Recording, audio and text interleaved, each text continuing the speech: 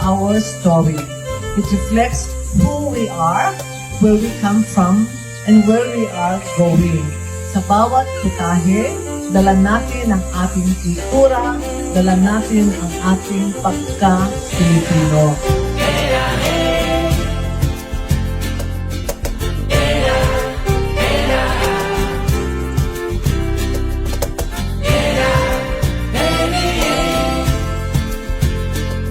Nawa ang mga aktibidad natin ngayong araw ay magbigay ng bagong kaalaman at inspirasyon. Let us continue to celebrate our heritage by supporting our local flavors and sharing these flavors with the world.